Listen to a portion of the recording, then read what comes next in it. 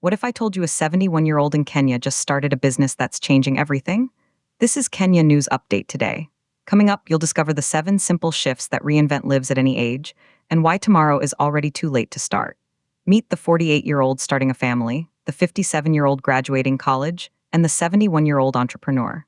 They all share one secret, tiny, repeated efforts. You can't lift 1,000 pounds at once, but you can lift 1 pound 1,000 times. But here's the twist most people miss while waiting for tomorrow. Meet the concept of your future self. It isn't too early or too late to start changing your life's trajectory. Your future is always affected by what you start doing today. Yet so many people wait around for some arbitrary date and time. Don't be one of them. Make yourself a bigger priority starting right now.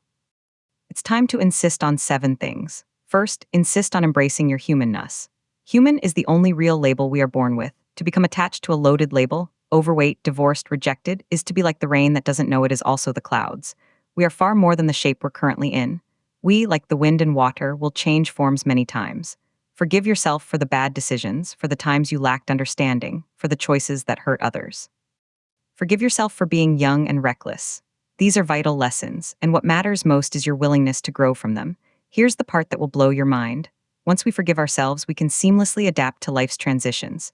We outgrow what we once thought we couldn't live without, and then we fall in love with what we didn't even know we wanted. Pause regularly to appreciate how far you've come. You've been through a lot. You've grown a lot. Give yourself credit.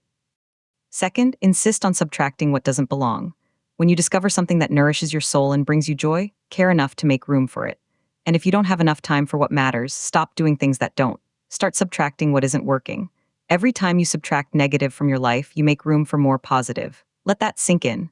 When things aren't adding up in your life, begin subtracting.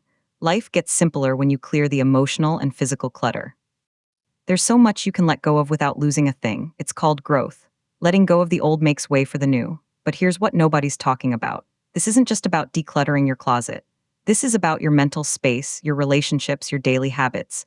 What's one thing you're tolerating right now that's draining your energy? Identify it. And then, something shocking happens when you subtract it. You create space for what truly matters, for your family here in Kenya, for your community, for your own peace. The third shift, insist on making progress step by step. I've witnessed people reinventing themselves at all ages. How? They started being more mindful about making progress step by step. They changed their trajectory. It's the power of the 1 pound lifted 1,000 times. Don't wait for the perfect moment. The perfect moment is now. Start with one small action today. Call that friend.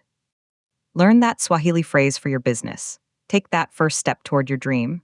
Your future self is watching. And then the fourth shift, insist on seeing beyond your current form.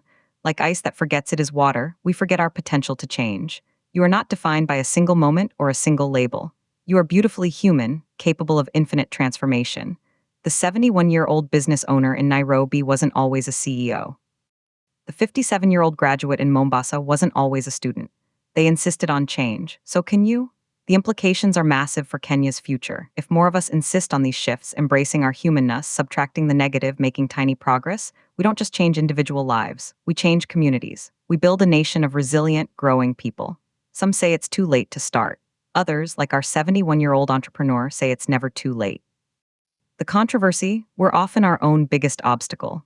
The unanswered question is, what's stopping you from starting today? Do you think it's ever too late to reinvent yourself? Drop your take in the comments.